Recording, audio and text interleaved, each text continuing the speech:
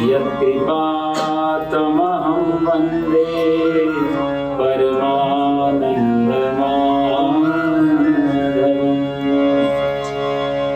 वसुदेवसुतं देवं कंसचाणूरमर्दनं देवकी परमानन्दं कृष्णं वन्दे जगद्गुरुम्। योऽन्तः प्रविश्य मम वाचमिमां प्रसुप्तां सञ्जीवयत्यखिलशक्तिधरं स्वधाम्ना। अन्यस्तहस्तचरणां श्रवणत्वगादि प्राणान् नमो भगवते पुरुषाय तुभ्यं। प्राणान् नमो भगवते पुरुषाय तुभ्यं। बोलो सच्चिदानंद भगवान की जय, गीता माता की जय।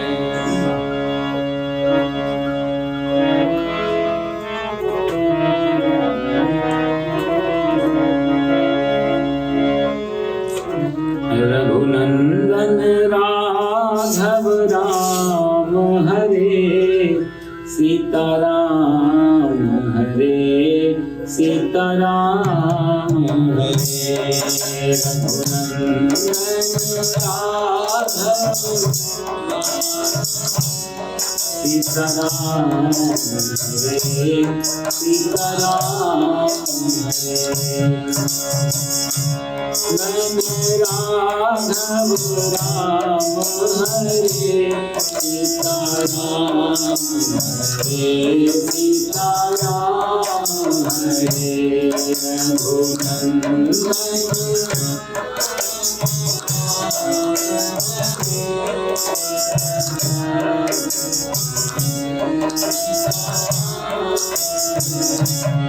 सीताराम हरे सीताराम हरे सीताराम हरे।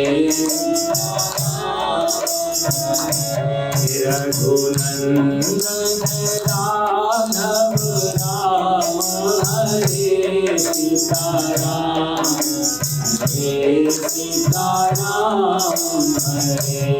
रघुनंदन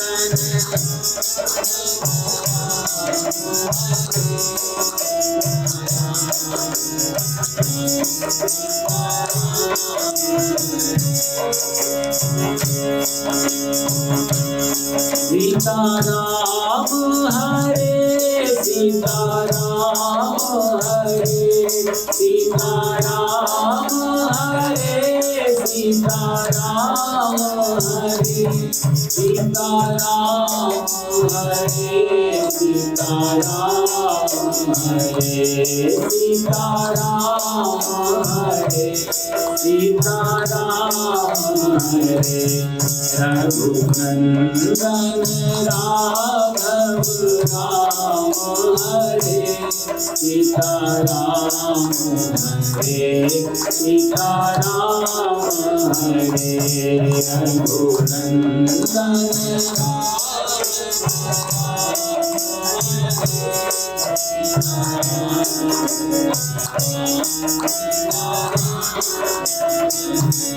श्री राम हरे राधा श्री राम हरे राजा राम हरे श्री राम हरे राजा राधे श्याम हरे राधे श्याम हरे राधे श्याम हरे राधे हरे सीताराम हरे सीताराम हरे सीताराम हरे सीताराम हरे हरे सीताराम हरे सीताराम हरे बोलो सच्चिदानंद भगवान की जय, गीता माता की जय। अगले श्लोक में हम लोग प्रवेश करते हैं। अर्जुन उवाच ज्यायसि चेत् कर्मणस्ते मता बुद्धिर्जनार्दन तत्किं कर्मणि घोरे मां तत्किं कर्मणि घोरे मां नियोजयसि केशव व्यामिश्रेणेव वाक्येन श्रेणेव वाक्येन बुद्धिं मोहयसीव मे बुद्धिं मोहयसीव मे तदेकं वद निश्चित्य तदेकं वद निश्चित्य येन श्रेयोऽहमाप्नुयाम् येन श्रेयोऽहमाप्नुयाम्। तीसरा अध्याय हमारा प्रारंभ हो रहा है। इस अध्याय का नाम है कर्म योग। पिछले कोई 2 अध्याय जो हमने किए इसमें किसी का कोई खास प्रश्न हो, कोई शंका रह गई हो, कोई संदेह रह गया हो, कुछ ऐसी चीज जो समझ में नहीं आई हो, या फिर भगवान ने कहा और आज के समय के हिसाब से विपरीत हो, ऐसा कुछ नहीं है। तो पिछला अध्याय सांख्य योग है। ये अध्याय के थोड़ा आप नाम भी याद रखना, क्योंकि जो नाम है ना वही सब भरा हुआ है उस अध्याय में, और सब एक दूसरे से बिल्कुल भिन्न हैं, क्योंकि 3 तरीके की धाराएं चलेंगी इसमें गीता में। पहला अध्याय तो विषाद योग है, जहां एक पेशेंट अपनी बीमारी को स्वीकार कर रहा है। भैया यदि हम डॉक्टर के पास जाके बोले, एक बार हमारे साथ भी ऐसा हुआ, किसी डॉक्टर के पास गए हम, तो वहां जाके उन्होंने बोला पंडित जी क्या हालचाल, मैंने कहा बिल्कुल ठीक है। तो बोला यहाँ क्यों बैठे हो, फिर यहाँ क्यों, घर पे मिलते। तो बात बड़ी अच्छी लगी, उन्होंने तो मजाक में कही थी कि यदि यहाँ आए हैं इसका मतलब बीमार हैं, कि मानो या नहीं मानो स्वीकार तो करना पड़ेगा। अच्छा, जब तक स्वीकार नहीं करोगे तब तक वो भी कुछ नहीं कर पाएगा, क्योंकि हम कहेंगे हम ठीक हैं तो भाई लोग कुछ भी नहीं कर पाएगा। तो पेशेंट को सबसे पहले तो ये स्वीकार करना पड़ता है कि मैं बीमार हूं। और ये बड़ा कहा जाए आजकल के युग में जब ये टाइम चल रहा है, इस समय किसी चीज को स्वीकार करना वो बहुत कठिन चीज हो गई है, क्योंकि किसी चीज को हम एक्सेप्ट कर रहे हैं कि हाँ आप ठीक हैं या हम दुखी हैं, परेशान हैं। अपनी किसी भी गलती को स्वीकार कर लेना मतलब इस समय बहुत बड़ा महान कार्य है, क्योंकि ईगो इतना चढ़ा है हम लोगों का, सूक्ष्म रूप में पता नहीं चलता। आरती में तो गा लेंगे मैं मूर्ख खलकामी, लेकिन बाकी कोई सही में कह दे कि आप तो मूर्ख हो। एक सज्जन कोई मिले, बोले हमारी स्थिति बिल्कुल अर्जुन जैसी है। तो गीता पे कोई बात चल रही थी, बोले हमारी स्थिति बिल्कुल अर्जुन जैसी हो गई है और कुछ इस समय भी कृष्ण की जरूरत है। तो मैंने कहा कि अर्जुन जैसी हालत हो और तुमसे कह दे कि आप तो मूर्ख हो और अज्ञानी हो, तो कल से हम वापस नहीं आओगे हमें मिलने के लिए। और अर्जुन को कितनी गालियां दी हैं भगवान ने, क्लीब बोला भगवान ने, नपुंसक। और वो भी ऐसे व्यक्ति को नपुंसक बोल रहे हैं भगवान जो इतना बड़ा महान योद्धा है, मतलब जो उसकी गरिमा है, जो उसका महत्व है, जो उसका गौरव है, उसी पे पहली चोट भगवान ने की है। यदि अज्ञानी बोलते तो शायद इतनी बड़ी गाली नहीं थी अर्जुन को। अर्जुन जैसे व्यक्तित्व को क्लीब बोल देना, क्लैब्यम मास्म गमा पार्थ नैतत्य युपपद्यते, कितनी गहरी गाली भगवान ने सोच के दी अर्जुन को। और अर्जुन सहन कर गया, क्योंकि अर्जुन अगले ही 2-4 श्लोकों के बाद सरेंडर कर जाता है। उसको मतलब नहीं कि मेरे को गाली पड़ रही, वो स्वीकार कर रहा है। शिष्यस्तेहं साधिमाम त्वां प्रपन्नम, मैं शिष्य हूं। तो अर्जुन जैसी हालत में आना बहुत कठिन है। और एक फिलॉसफी तो ये कहती है कि जब हम अर्जुन जैसी हालत में होते हैं तो कृष्ण ढूंढने नहीं जाने पड़ते, हमारे आसपास होते ही हैं। और एक बहुत पुरानी कहावत है कि शिष्य जब तैयार हो जाएगा तो गुरु को ढूंढने नहीं जाएगा, गुरु तत्काल उपस्थित हो जाएगा। बस अपना शिष्यत्व तैयार कर लिया जाए कि मैं सीखने के लिए तैयार हूं, मैं सुनने के लिए तैयार हूं, तो सुनाने वाला परमात्मा किसी न किसी रूप में भेज देगा। पुराने जितने भी उदाहरण हैं, क्योंकि गुरु को ढूंढने जाने का मतलब गुरु से ज्यादा आप बुद्धिमान है, तभी तो गुरु को ढूंढने जा रहे हैं। तो कई लोग बोलते हैं कि हमें तो कोई गुरुजी नहीं मिल रहे हैं, इसका मतलब आप उनसे ज्यादा विद्वान, आप ही गुरुजी हैं। कि आप गुरुजी को पहचानेंगे कैसे? तो अज्ञानी होकर के, और अज्ञानी होना उतनी बड़ी बात नहीं है जितना अज्ञानी स्वीकार कर लेना बड़ी बात है। वहीं से ज्ञान की पहला चरण शुरू होता है यात्रा का। अर्जुन ने पहले अध्याय में स्वीकार किया, तभी उस अध्याय का नाम रखा विषाद योग। विषाद कोई दुर्योधन के लिए नहीं है, धृतराष्ट्र के लिए नहीं है, युधिष्ठिर के लिए भी नहीं है। मजे की बात, ये विषाद योग है अर्जुन के लिए। योग मतलब जुड़ा हुआ, विषाद मतलब विषाद सामान्य अर्थ, विषाद से जुड़ा हुआ व्यक्ति, बीमारी में लिपटा हुआ व्यक्ति, वो पहला अध्याय है। तो ये भूमिका है गीता की कि क्यों गीता सुनी गई, क्यों गीता कही गई।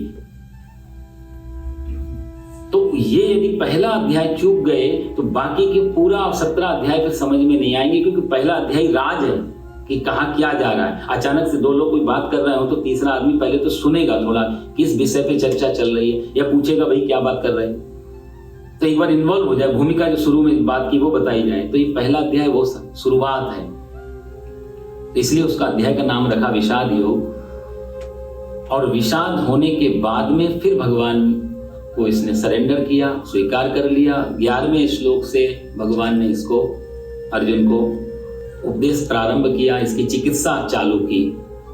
आर्ग्यूमेंट्स रखे अर्जुन ने जो अपने पक्ष थे, मैं युद्ध क्यों नहीं करना चाहता हूं, उसके विषय में अर्जुन ने बहुत अच्छे तर्क रखे, और जिस स्तर के तर्क रखे उसी स्तर से भगवान ने उत्तर दिया उसको। अर्जुन ने बोला कि ये करने से ये पाप हो जाएगा, ये करने से ये पाप हो, ये मर जाएंगे, मैं अकेला रह जाऊंगा। जिनके लिए राज्य जीता जाता है, जिनके लिए संपत्ति इकट्ठी की जाती है, जिसके लिए यश की कामना, जिसके लिए जितनी भी कामनाएं हैं, वो जिन लोगों के लिए की जाती हैं, वो लोग तो रहेंगे ही नहीं युद्ध में। फिर मैं किसको दिखाऊंगा कि मैं राजा बन गया? वो सब मर जाएंगे। तो भगवान ने उसके उत्तर में कह दिया, नैनम छिन्दन्ति शस्त्राणि। अर्जुन, कोई मरता नहीं है, तू मार भी नहीं सकता किसी को। अर्जुन बोला, मैं नहीं जानता कि हम जीतेंगे कि वो जीतेंगे। यद्वाजयेम यद्वाजय जयो। भगवान बोले वो भी तू छोड़ दे, क्योंकि वो भी तेरे हाथ में नहीं है। कर्मण्येवाधिकारस्ते मा फलेषु कदाचन। तू तो सिर्फ कर्म कर, और यदि तू हार भी गया, हतो वा प्राप्स्यसि स्वर्गम, हार गया तो तू स्वर्ग जाएगा, क्योंकि अपना कर्म करते हुए मर रहा है। और जित्वा वा भोक्ष्यसे महीम, यदि तू जीत गया तो पृथ्वी का राज्य भोगेगा। दोनों हाथ में तेरे लड्डू हैं, इसलिए तुझे बहुत अच्छी तरह भगवान ने समझाया। फिर अर्जुन अपने फिर से कुछ तर्क रखता है। उसके तर्क बहुत ही ज्ञान के तर्क हैं उसके। आप जब पुराने प्रश्न देखेंगे तो अर्जुन के इस जो प्रश्न है वो सामान्य नहीं, बहुत ज्ञान के हाई लेवल के प्रश्न है। इसलिए भगवान ने हाई लेवल की उसको शिक्षा देना, उपदेश देना प्रारंभ कर दिया।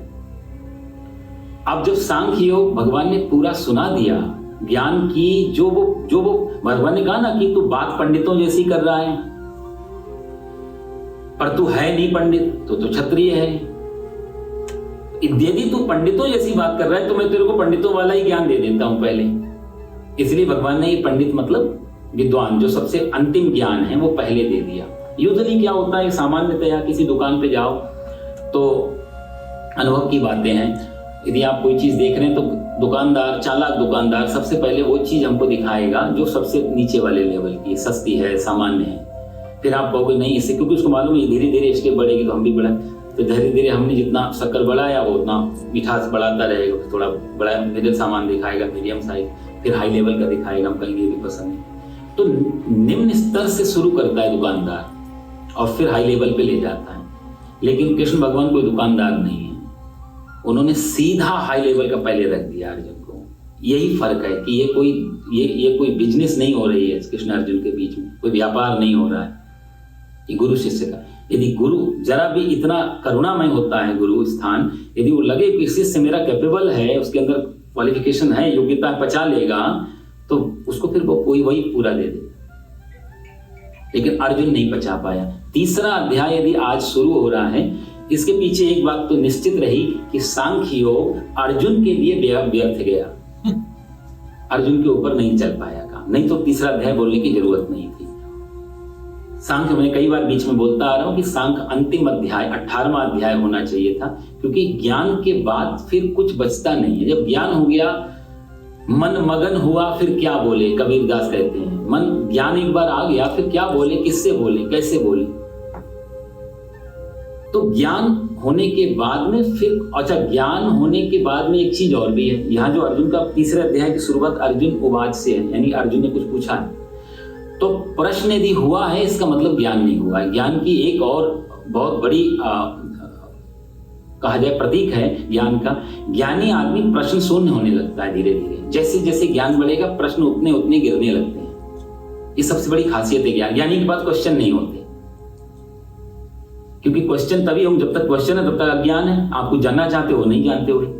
ज्ञानी पूर्ण हो जाए। ज्ञानी का एक मतलब और भी है, प्रश्न खत्म हो जाते हैं, इसका मतलब ये नहीं होता है कि ज्ञानी को सारे उत्तर मिल जाते हैं, वो सब जान गया। क्योंकि कबीर कोई जरूरी नहीं कि आज की डेट में कबीर होते तो एरोप्लेन उड़ाना जानते, कंप्यूटर चलाना जानते। लाखों उत्तर हैं जो अनभिज्ञ थे कबीर। तो ज्ञानी को सारे उत्तर मिल जाते हैं ये नहीं, ज्ञानी के प्रश्न समाप्त हो जाते हैं, ये महत्वपूर्ण बात है ज्ञानी की। दोनों में बहुत बड़ा फर्क है, सारे उत्तर मिल जाना या फिर सारे अपने प्रश्न गिर जाना। तो ज्ञानी के पास कोई प्रश्न नहीं बचता, इसलिए ज्ञानी लोग कभी किसी से कुछ नहीं पूछते। बुद्ध जी जब ज्ञान हो गया तो आप देखो बात खत्म हो गई, फिर जो भी है कोई आया तो सुना दिया, नहीं तो जितने भी हमारे दत्तात्रेय भगवान हुए, ऋषभदेव भगवान हुए, इन जितने भी ज्ञान परंपरा में गए वहां उनके अपने कोई प्रश्न नहीं बचे थे। शंकराचार्य जी हो गए, वल्लभ है, निम्बार्क है, जितने भी संप्रदाय में जो हमारे आद्य गुरु हुए, इन सबके प्रश्न नहीं, कुछ भी किसी से नहीं पूछते। भगवान भी मिल गए तो कुछ पूछते नहीं है, इनके संवाद में प्रश्न नहीं। तो ज्ञानी की पहला लक्षण है कि ज्ञानी के पास प्रश्न नहीं होता, प्रश्न शून्य होता है। अर्जुन के पास यदि आज प्रश्न आया तो इसका मतलब अर्जुन ने अभी वो ज्ञान को पचाया। एक और भी चीज है, ज्ञान जो है अभी आने वाले अध्याय में आएगा, 6ठे अध्याय में शायद है, अभ्यासेन तु कौन्तेय वैराग्येण च गृह्यते। भगवान इस बात को कहे, ज्ञान जो है वो वैराग्य की अग्नि में पचता है। पकने के भोजन पकाना हो तो अग्नि चाहिए, चाहे भोजन पेट में जाए तो भी अग्नि चाहिए, क्योंकि उसको बोलते हैं जठराग्नि। और बाहर जो चूल्हे पे पकता है वो भी बड़वाग्नि, बड़वानल, और पेट की जठरानल, 2 अनल होती है, अनल मीन्स अग्नि। तो बड़वानल पे वो पकता है और जठरानल में जाके पचता है, पकना और पचना। ऐसे ही वैराग्य को और ज्ञान को वैराग्य की अग्नि ना हो तो ज्ञान पच नहीं सकता, या फिर वैराग्य का प्लेटफॉर्म ना हो तो ज्ञान टिक नहीं सकता। ज्ञान इतना फिसलने वाली चीज है कि जरा में फिसल जाता है, इसलिए अक्सर बड़े बड़े ज्ञानी फिसल जाते हैं। वैराग्य चाहिए, इसलिए ज्ञान को टिकाना हो तो वैराग्य पहले लाना पड़ता है। तो ज्ञान से पहले वैराग्य नहीं आया तो वो ज्ञान व्यर्थ हो जाएगा, या वो ज्ञान फिर अहंकार पैदा कर देगा। इसलिए अक्सर बड़े बड़े ज्ञानी लोग गंभीर और अहंकारी हो जाते हैं, इसके पीछे कारण यही रहता है, वैराग्य जीवन में नहीं है। और ये बड़ी फिलॉसफी है, गीता में बड़ा अच्छा सा मनोवैज्ञानिक है ये गीता, बहुत चीजों पे बड़ा सावधान करती है। यदि हम ज्ञान के रास्ते पे जा रहे हो तो क्या योग्यता होनी चाहिए, यदि वो योग्यता लेकर के नहीं जा रहे हैं तो ये जो रास्ता ये आपको कहीं ना कहीं ले जाकर डुबा देगा, गिरा देगा। तो अर्जुन के पास वैराग्य नहीं था, क्योंकि युद्ध लड़ने आया, तो वैराग्य की तो भूमि नहीं है युद्ध भूमि तो खुले संसार की भूमि है। तो वैराग्य नहीं होने पे ज्ञान नहीं, भगवान जानते थे, लेकिन इसी के कारण करुणा करके, दया करके या कटाक्ष करके, कुछ भी बोलो, पर अर्जुन को उन्होंने पूरा ज्ञान दिया जो उनको उस समय नहीं देना चाहिए था।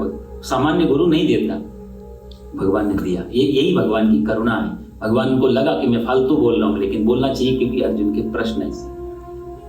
तो ऐसा करते करते इस यात्रा में भगवान सांख्य योग की अंतिम स्थिति में ले आए। अब 72वां श्लोक है, आप देखो तो भगवान कितनी अच्छी बात कहते हैं इसे, स्थित्वा मंत काले भी ब्रह्म निर्वाण गच्छति। भगवान ने ब्रह्म, क्योंकि अंतिम बात ब्रह्म निर्वाण है, सांख्य का तो यही मतलब हुआ ना कि ब्रह्म तक पहुंचा दिया। ब्रह्मविद ब्रह्मैव भवति, ब्रह्म को जानने वाला ब्रह्ममय हो जाता है। अर्जुन, जो ऐसा होता है, जो ऐसा करता है, उसकी स्थिति ब्रह्ममय हो जाती है, वो साक्षात ब्रह्म ही हो जाता है। ब्रह्म निर्वाणमिच्छति, परम तत्व को प्राप्त कर जाता है। ब्रह्म आत्मा के बारे में बहुत सारी बातें हुई और बहुत ही सुंदर यह अध्याय था, लेकिन इसको कहना सुनना दोनों चीजें बहुत आसान है। पढ़ना सुनना कहना पचाना बहुत मुश्किल होता है, क्योंकि कितने प्रकार से भगवान ने कहा कि आत्मा का स्वरूप ऐसा है। हम लोग सुनने से या कहने से वो समझ में नहीं है। बड़ी सरल चीज, आत्मा हर जगह है, आती नहीं जाती नहीं। ये तो ऐसी, जैसे कि आप माचिस की तीली जलाते हैं, कितना सरल उदाहरण है महाराज विद्वान लोग देते हैं। माचिस की तीली जलाई उस समय, तो वो जो आग जली तो माचिस की तीली में थी या एटमॉस्फेयर में थी वो आग? वो वातावरण में यदि नहीं होती तो इस माचिस की तीली से जलती? यदि स्पेस में चले जाएं और माचिस की तीली जलाएं तो नहीं जलेगी। इसका मतलब आग पहले से है, माध्यम चाहिए। इसलिए बिना माचिस की तीली से भी आग लगती है जंगलों में, जिसको हम दावानल बोलते हैं। स्टोन के घिसने से आग लग जाती है। इसका मतलब आग पहले से है, माध्यम जरा सा मिला, आग प्रकट हो गई। और जब वो तीली को बुझा दिया, वो आग कहां गई? फिर जहां से आई थी वहीं गई। इसका मतलब ये भी एक गलत हो जाता कि कहीं से आई थी और फिर वहां चली गई। आग जहां से आई तो मतलब उसी वातावरण में थी, उसी में फिर विलीन हो गई। लगभग आत्मा का स्वरूप ऐसा ही होता है। जो भगवान ने कई जगह कहा ना, व्याप्त है आत्मा, कहीं जाती नहीं, कहीं आती नहीं, कोई मार नहीं सकता। अब जैसे इसको तलवार चलाओ, आकाश को कैसे गलेगा? ऑक्सीजन को आप काटोगे, मैं आकाश से ऑक्सीजन काट देता हूँ, या पानी से ऑक्सीजन सुखा देता हूँ, गीला कर देता, या आग से जला, कुछ नहीं हो पाएगा ऑक्सीजन। क्योंकि ये सारे काम जो है, काटना, सुखाना, गीला करना, जलाना, ये सारे विकार युक्त काम हैं। और आत्मा निर्विकार है, आकाश निर्विकार है, ऑक्सीजन निर्विकार है। तो निर्विकार पे विकार का कोई काम हो नहीं पाएगा। विकारी चीज निर्विकार को नहीं काट पाएगी। इतने सरल तरीके से दूसरे अध्याय भगवान ने समझाई थी सारी चीजें। लेकिन वही है कि समझने के लिए ज्ञान क्या है कि ज्ञान एक अखंड चीज है, उसमें कोई खंड नहीं है। और जो हमारे पास बुद्धि है, जिससे हम परमात्मा को समझने जा रहे हैं, वो खंडित चीज है। तो अखंड में खंडित को भरा नहीं जा सकता। इसलिए ज्ञान हो, चाहे भक्ति हो, चाहे कर्म, इनके लिए आपको बुद्धि का माध्यम एक दिन हटाना पड़ता है। क्योंकि परमात्मा अखंड है, बुद्धि खंडित है। अखंड में खंडित को नहीं भरा जा, जैसे कोई लोटे से समंदर भरने जाए, नहीं भरा जा सकता।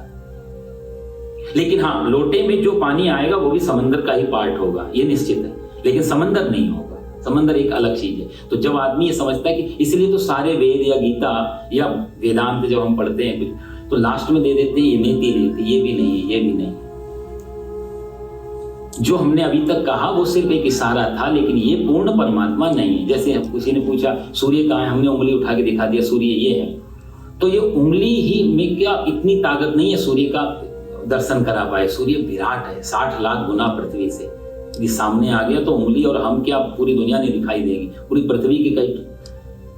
लेकिन फिर भी एक छोटी सी उंगली इशारा तो कर देती है, बता तो देती। बस वही इशारे, सारे शास्त्र, जिस दिन ज्ञान होने लगता है उस दिन सारे शास्त्र, सारे प्रवचन, सब कुछ इशारे जैसे लगते हैं कि इससे ज्यादा ही कुछ नहीं था। समझना हमको ही होता है। जो समझना ही नहीं चाहे वो फिर कितना ही इशारा करते रहो, बिल्कुल नहीं समझे। अर्जुन की हालत ऐसी थी, भगवान ने बहुत इशारे दिए कि ये है परमात्मा, ये है ज्ञान, ये है आत्मा। कितनी कितनी तरीकों से अर्जुन अपने अपने तर्क रखता रहा बीच में। और फाइनली ये हुआ, भगवान ने ब्रह्म निर्वाणमिच्छति बोल करके ब्रह्म पद का अधिकारी हो जाता है। ऐसा जो ज्ञान करता वो अधिकारी हो जाता। ये अधिकार शब्द भी ना, ये इसका भी बड़ा दुरुपयोग हुआ कलयुग में। अभी पिछले 40-50 सालों में कई शब्द ऐसे हुए जिनका बड़ा दुरुपयोग हुआ। आरोपी एक शब्द है, राइट? आरोपी शब्द अभी से पहले शास्त्रों में ज्ञानी के लिए आता था, पूछने के लिए आता। अभी कटघरे में जो विक्टिम अपराधी होता है उसके लिए आरोपी शब्द आता है। शास्त्रों में आरोपी शब्द नहीं था।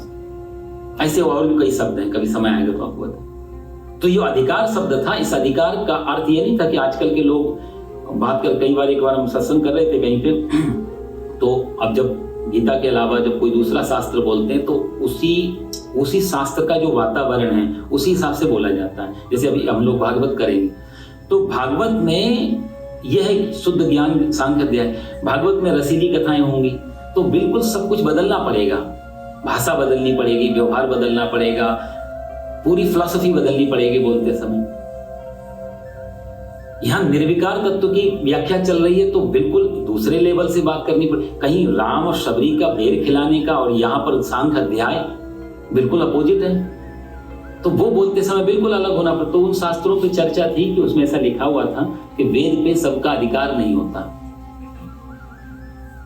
वेद पे सबका अधिकार नहीं है। तो कोई सज्जन महानुभाव आधुनिक शिक्षा के बोलते खड़े हो गए, क्यों नहीं अधिकार है, हम क्यों नहीं पढ़ सकते, हमें हिंदी पढ़ना आता है, संस्कृत पढ़ने में हमने पूरा MA किया है और हम पढ़ सकते हैं। अधिकार शब्द को समझना हो, अधिकार का एक अर्थ होता है जो आमतौर से मान के चलते हैं कि राइट। शास्त्रों में अधिकार को राइट नहीं बोला, शास्त्रों में अधिकार का मतलब होता है क्वालिफिकेशन, आपकी योग्यता।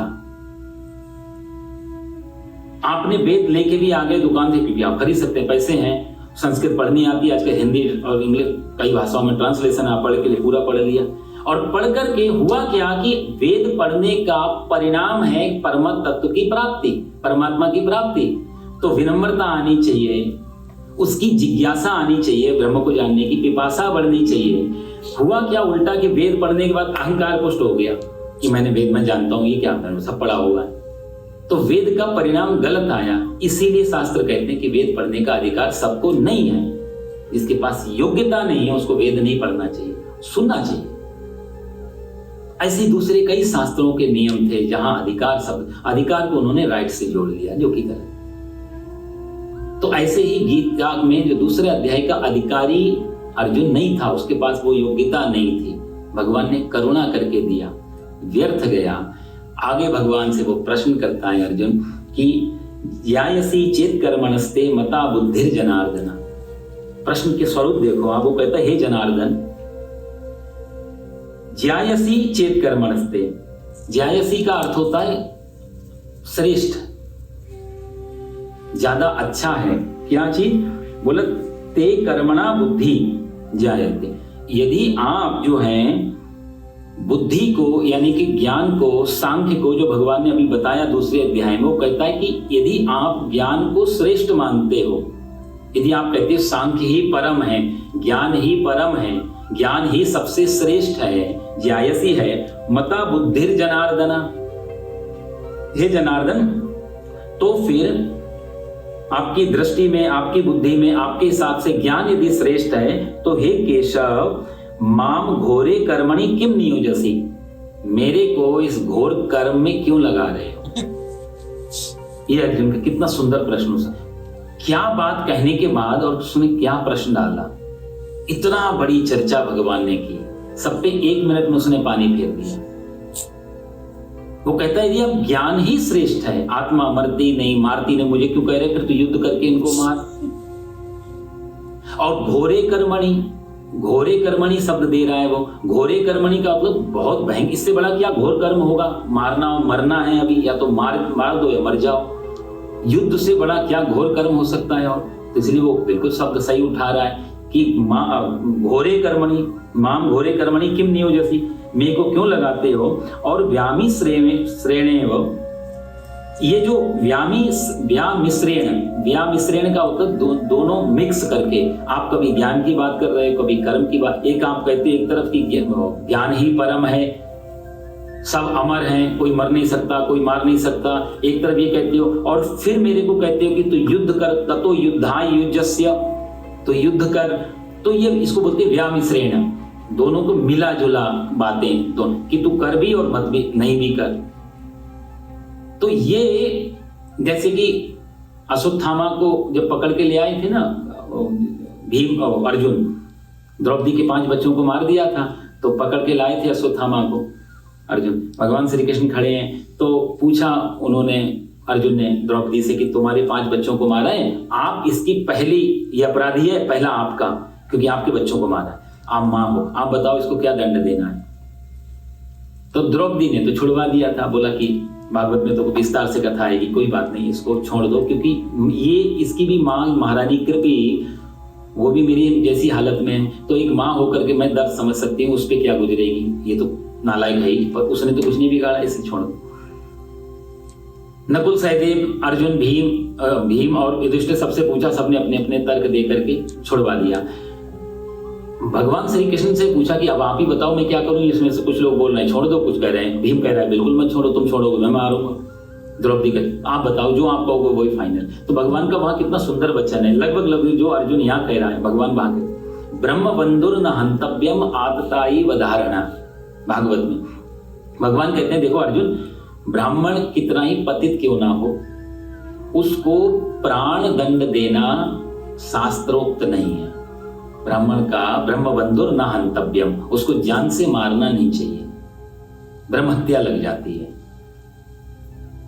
और आतताई वधारणा, आतताई कोई भी क्यों ना हो, भले चाहे कोई भी हो, उन्होंने ये मतलब इनडायरेक्टली कह दिया चाहे ब्राह्मण ही क्यों ना हो, आतताई कोई भी हो उसको छोड़ना भी पाप है, और ब्राह्मण कैसा भी क्यों ना हो, कितना ही गुनाह कर ले, उसको जान से मारना भी पाप है। ये दो बातें भगवान ने रखी अर्जुन के साथ, यानी कि ये ब्राह्मण का पुत्र है, द्रोणाचार्य का बेटा है, इसको मार नहीं सकते बिकॉज ब्राह्मण है। ये आतताई है, क्योंकि आतताई 8 प्रकार के होते, पिछली बार हम लोग बता चुके हैं, आग लगाने वाला, पानी में डूबने वाला, सोते हुए को मारना, ये सब आतताई के। इसने सोते हुए बच्चों को मारा है, बाल हत्यारा है, तो ये आतताई है, इसको छोड़ना भी पाप है, इसको मार भी नहीं सकते, इसको छोड़ भी नहीं सकते। अब तुम तो ऐसा ही अर्जुन लगभग कहता है कि यदि आप ज्ञान को श्रेष्ठ बता रहे हैं, और ज्ञान का मतलब होता है कुछ नहीं, देखो दो चीजें थोड़ा सा समझें इसको, हालांकि श्लोक उसी के आएंगे, लेकिन सांख्य और ज्ञान इन दोनों में एक बहुत बड़ा अंतर है। ज्ञान कुछ नहीं करने की अवस्था है, यदि आप कुछ भी करेंगे तो ज्ञान में अभी चल ही रहे हैं, पूर्ण ज्ञानी नहीं है, प्रयास पाने के लिए कुछ कर्म में बैठा नहीं जाता, कर्म में कुछ किया जाता है, जिसको हम योग बोलते हैं। ये जो कर्म योग प्रारंभ हो रहा है यहाँ से 3रा, 4था, 5वां अध्याय, यहाँ पर कुछ करने से प्राप्त होगा, ज्ञान में सिर्फ जानने से प्राप्त होगा। ये दोनों अलग अलग रास्ते हैं। तो अर्जुन कहता है यदि कुछ नहीं करने से सिर्फ जानना ही पर्याप्त है, तो माम किम घोरे कर्मणि नियोजित, मेरे को फिर इस कर्म में क्यों लगा रहे हो।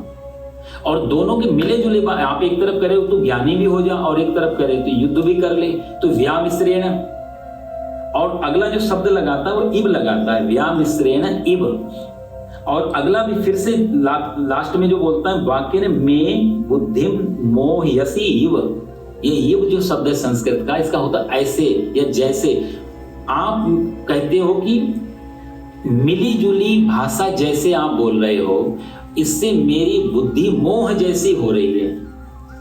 ये 2 बार इब इब लगाने का, संस्कृत में यदि 2 बार इब इब आए तो जो कह रहा है वो कहीं ना कहीं कंफ्यूज है, ये संकेत करता है अर्जुन खुद में ही बहुत कंफ्यूज है क्या कि अर्जुन का दिक्कत क्या है कि अर्जुन का जो उद्देश्य था शुरू में, वो अपने लोगों को खड़े हुए देखता है तो उसको युद्ध से विरक्ति आती है, वैराग्य नहीं आता, विरक्ति आती है कि ये मेरे को, जैसे हम पेट भर जाए तो भोजन से विरक्त हो जाता है इंसान। इस दुनिया की कोई भी चीज है, जैसे हमको वो मिल जाती है, हमें उससे विरक्ति हो जाती है, वैराग्य नहीं होता, विरक्ति, उसमें वो इंटरेस्ट खत्म हो जाता है। कोई भी चीज भोगने, पेट भर लिया, प्यास लगी है, पानी पी लिया, अब चाहे कितना ही कोई अमृत के कलश ले आए, हमारे लिए बेकार हो जाता है, क्योंकि प्यास नहीं है। तो उसको बोलते हैं विरक्ति, और विरक्ति क्षणिक होती है, थोड़ी देर बाद फिर प्यास लगेगी, फिर से पानी अच्छा लगने लग जाएगा। ये वैराग्य का लक्षण नहीं। वैराग्य का मतलब तो गिर जाना, खत्म हो जाना, वो चीज वापस नहीं, फिर चाहे है या नहीं है, दोनों इसलिए मेरे लिए तो कोई महत्व नहीं है। जहां महत्व खत्म हो जाए चीज का, वो है वैराग्य, और जहां थोड़ी क्षणिक महत्व खत्म हुआ, वो है विरक्ति। तो अर्जुन को कोई वैराग्य नहीं हुआ, अर्जुन को विरक्ति हुई। उसने जब देखा कि अपने खड़े हैं तो उसको युद्ध से विरक्ति हो गई कि इनको नहीं मार सकता मैं, ये ना हो तो मैं युद्ध करने को तैयार हूं। तो ये तो कह नहीं सकता कि ये मेरे मोह, अपने लोग हैं तो मेरे को मोह जन्म ले लिया है इसलिए मैं नहीं मारूंगा। वो तर्क बिल्कुल अलग, क्योंकि स्वीकार नहीं कर पा रहा था बीमारी। मोह एक बीमारी का नाम है, मोह सकल व्याधिन कर मूला। तुलसीदास जी कहते हैं मोह जो है सारी बीमारियों का, जो भी आध्यात्मिक बीमारी होती, ममता, मत्सर, मोह और ईगो, अहंकार, हम जितनी भी बीमारियां हैं उन सब का जो रूट है वो मोह है। यदि मोह कट जाए तो बाकी तने पत्ते और ये अपने आप सूखने लग जाएंगे। भाई जड़ काट दी तो कितना ही आप पानी को, पेड़ को हरा भरा रखो, पेड़ सूख जाएगा। तो मोह सकल व्याधिन कर मूला, जड़ थी मोह और विरक्ति दिखा रहा था वो इन सब चीजों से। कह रहा युद्ध नहीं करूंगा, जंगल जा लूं, भैक्षमपि यह लोके, मैं भिक्षा लेकर के भोजन कर लूंगा। तो इतना ये विरक्ति को वैराग्य समझने लग गया था अर्जुन। उसको ये नहीं मालूम पेड़ के नीचे कुछ उसने दूसरा कुछ देख लिया तो फिर से वापस लौट आएगा, फिर धनुष बाण ढूंढने लग जाएगा अपने। तो इसलिए वो इतना कंफ्यूज हुआ इन सब चीजों में, और बेचारा स्वीकार भी पूरा नहीं कर पाया मेरे को मोह। वो ये भी कई बार खुद भी पता नहीं होता कि हम में कितनी बीमारियां हैं आध्यात्मिक। वो भी गुरु खोज खोज के निकालता है। इतना भी स्वीकार तो किया कि मैं कुछ तो है मेरे अंदर, कुछ तो प्रॉब्लम है। समस्या को स्वीकार कर लिया, समस्या अब आप ढूंढो। तो भगवान ने पहले तो उसने जो प्रश्न किए तो वैसा उत्तर दिया। अब यहां पर फिर एक आरोप लगा रहा है सांख्य की निष्ठा पे, सांख्य की दृष्टि पे, सांख्य के ज्ञान पे अर्जुन एक प्रश्न चिन्ह ये लगा रहा है कि यदि आप ज्ञान को कर्म से श्रेष्ठ मानते हो तो मुझे घोर कर्म में क्यों लगाते हो। और अगली लाइन में कहते हैं व्यामि श्रेणेम वाक्येन, तुम्हारे ये मिले जुले से वचनों से मेरी बुद्धि मोह सी हो रही है, बुद्धि घूम रही है। तो या तो यहां भी कंफर्म नहीं है कि तुम मिले जुले भी बोल रहे हो नहीं, पर उसको लग रहा है, भाई सामने वाले को लग रहा है भगवान तो मोह मिश्रण बात तो नहीं बोल। भगवान ने कितनी बार कहा, दूसरे अध्याय के 11वें श्लोक के बाद में आप देखो भगवान का स्पष्ट वचन है। वो कहता है तदेकम वद निश्चित्य। अर्जुन ने जो यहाँ लास्ट वाली लाइन में कहा ना, तदेकम वद निश्चित्य येन श्रेयो मवाप्नुयात्, मेरे को वद निश्चित्य, तदेकम एक वचन, एक रास्ता बताओ, निश्चित्य निश्चित वाला रास्ता बताओ, और कैसा, येन श्रेयो हमाप्नुयाम, जिससे मेरा श्रेय हो। एक चीज यहां और समझने की है लास्ट वाले वर्ड से।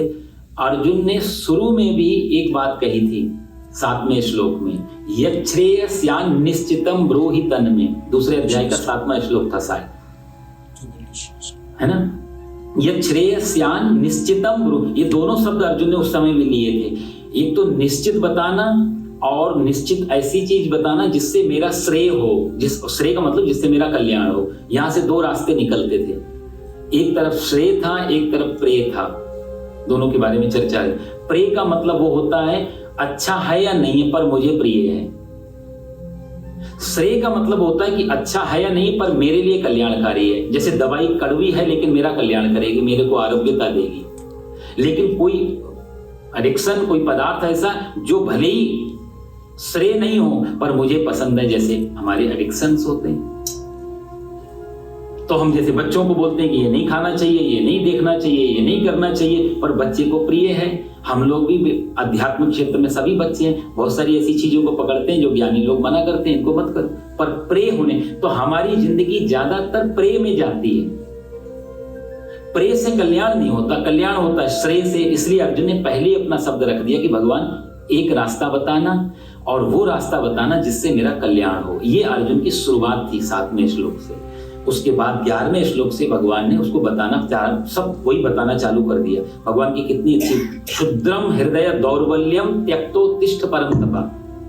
अर्जुन यदि तू एक श्रेय सुनना चाहता है, इस समय तेरा कल्याण किसमें है सुनना चाहता है एक लाइन में, तो क्षुद्रम हृदय दौर्बल्यम, अपने हृदय की दुर्बलता को त्याग, त्यक्तो तिष्ठ परम, उठ खड़ा हो और युद्ध कर। कितना निश्चित रूप से तो कह दिया था भगवान ने। ये जो अर्जुन प्रश्न कर रहा है इसको भगवान कई बार बीच में दूसरे अध्याय में उत्तर दे चुके हैं अर्जुन से। तस्मात् युद्धाय युज्यस्य, उठ खड़ा हो युद्ध कर, त्यक्तो तिष्ठ परम तपा, उठ खड़ा हो युद्ध कर, तेरे लिए समय कल्याणकारी युद्ध है, तू क्षत्रिय है इसलिए तेरा इसमें परम कर्तव्य है तो युद्ध करना। कितने भगवान ने अलग अलग तरीकों से ज्ञान के रास्ते में ले जाते हुए बीच बीच में कई बार उसको कहा कि तू युद्ध कर। निश्चित भगवान ने कई बार कहा। फिर भी ये पूछने का मतलब ये है कि भगवान अनिश्चित नहीं है, अर्जुन अनिश्चित है। अर्जुन का मन अनिश्चित। एक बात और बताऊं, सिद्धांत हो चाहे प्रवचन हो चाहे सत्संग हो चाहे बातें हो, सामान्य बातें हो चाहे ज्ञान की बातें हो, ये कभी भी इनका निश्चय अनिश्चय नहीं देखा जाता, ये निश्चित ही होते हैं। मन अनिश्चित होता है, चित्त निश्चित और अनिश्चित दोनों हालत में फंसा होता है। चित्त यदि अनिश्चित है, बात कितनी निश्चित कही जाए वो आपको निश्चित नहीं लगेगी, क्योंकि चित्त डामाडोल है और बात कितनी भी परफेक्ट आ रही हो उस पर डाउट जाएगा। तो सिद्धांत निश्चित या अनिश्चित नहीं होते, चित्त का सबसे बड़ा रोल होता है निश्चित और अनिश्चित होने। हम कितने स्टेबल हैं, हम कितने स्थिर हैं, उसका महत्व होता है। महत्व बाहर का सिद्धांत का शास्त्र का नहीं है। अर्जुन यहाँ कृष्ण पे और कृष्ण के द्वारा दिए हुए सांख्य पे प्रश्न चिन्ह करता है। आप मिली जुली बातें कर रहे हो, आप मेरी बुद्धि को मोहित कर रहे हो। भगवान ने मोह की कोई बात नहीं की, भगवान मोह को काटने की बात कर रहे हैं, पर उसने दोनों पे ये बात। तो इसका मतलब यह है कि अर्जुन वो अनिश्चित है, कंफ्यूज्ड है, और इसलिए कंफ्यूज्ड है क्योंकि अर्जुन की शुरुआत भागने की थी, ना कि जागने की थी। युद्ध से वो भागना चाहता, एस्केप करना का चाहता था, पलायन करना चाहता था। वो आत्मज्ञान की कोई उसकी जिज्ञासा ही नहीं थी। बात तो उसने कही यत् श्रेयस्या निश्चितम, पर वो अच्छा होता भी क्या है कि कई बार लोग करते हैं, हम आपस में भी ज्ञान के प्रश्न में ज्यादातर ऐसा होता है, प्रश्न करने वाले व्यक्ति के 80% चांस ऐसे होते हैं उसके मन में उत्तर होता है, वो जानता है, वो वही उत्तर आपके मुख से निकलवाना चाहता है, और जब तक आप उसके समान उत्तर नहीं दे दोगे तब तक वो प्रश्न करता रहेगा। ये बड़ा खासियत होती है प्रश्न वालों, वो उस उत्तर को लिए बैठे रहते हैं, एक धारणा वो लिए बैठे रहते हैं, तब तक वो प्रश्न करेंगे। आप देख लेना, जब तक आप कहोगे हम लोग कहते हैं तुम्हारे मन की बात नहीं की तो तुम्हें बुरी लग गई, होता है साहब। वो सारे तर्क में, ये तर्क और ये विवाद, इन सब के पीछे हर आदमी का अपना अपना पॉइंट ऑफ व्यू होता है। यदि आप वहां तक नहीं पहुंचोगे, इसलिए साइकोलॉजिस्ट क्या करते हैं, काउंसलर क्या करते हैं, वो तुम्हारे मन में जो चल रहा है उसी को पहले ले लेते हैं। आप उनसे अग्री कर जाते हो, आप उनके साथ तालमेल बिठा लेते, फिर वो आपकी आगे काउंसलिंग शुरू करते हैं। भगवान श्री कृष्ण कोई काउंसलर नहीं है, कोई टीचर नहीं है सामान्य, आपको खुश करने के लिए नहीं बैठे हैं। जो सत्य है, जो परम सत्य है, बुरी लगे चाहे वही बात रखें, क्योंकि ये कोई पेड टीचर नहीं है भगवान। अर्जुन के मन में भागना था, एस्केपिज्म था, पलायन बात था अर्जुन के अंदर। वो भगवान के मुंह से ये निकल, हाँ अहंकारी है, परम योद्धा है, वीर है, इन दोनों के कारण की वजह से वो भागेगा नहीं जब तक भगवान श्री कृष्ण ना कह दे। इसलिए वो चाह रहा था ये एक बार घुमा फिरा के कुछ भी कह दे, तो यहाँ से भागी जा, तो मैं भाग जाके जंगल में कह दूंगा मुझे कृष्ण ने भगा दिया, कम से कम मैं बचा रहूंगा। तो भाग, इसलिए वो हर बार अनिश्चित जैसी बातें कर रहा है।